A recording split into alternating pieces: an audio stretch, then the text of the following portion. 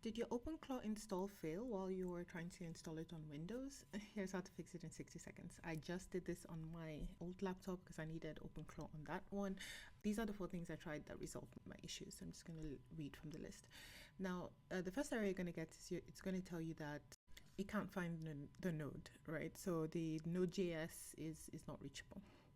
Or it's going to say that you don't have permissions to execute it because of the permissions on your Node.js. Either one of these options, the first thing you have to do is when you're running your PowerShell, make sure you're running your PowerShell as an administrator. That's step number 1. So run your PowerShell as an administrator. If that doesn't solve your problem, the next thing you're going to do is you're going to install Git for Windows. Install Git for Windows. I will put the thing on the screen.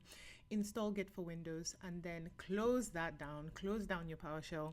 Run it as an administrator again. Try to see if you go further. If none of these 2 things work, the next thing you're going to do is you're going to get an older version of Node.js. Sometimes it's just too new a version, it's not helping. Downgrade your Node.js. Try again. Again, run PowerShell as an administrator. In fact, by default, just run it as an administrator each time. If none of these 3 things work, or if you're still getting an error after this, because you might still get the int error afterwards while you're trying to install, the next thing you should do is you should use your Visual Studio C++. Now, these are the 3 things you need to install with this studio. You need the desktop development with C++.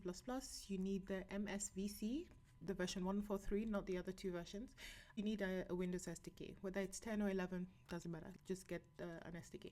When you install that, close everything down, restart your computer, and run PowerShell as an administrator. There we go. Now, if all of this doesn't work, and for me all of this didn't actually work, even though I got a lot further in my install, but because I knew it could have installed and it's just something to do with the versions I was having, I persisted. So the thing that I did that eventually solved my problem, I downgraded my PowerShell. So eventually the problem was my PowerShell. So I downgraded my PowerShell to PowerShell 7, and that solved my problem. Again, I ran it as an administrator, but within 5 minutes my OpenClaw was installed.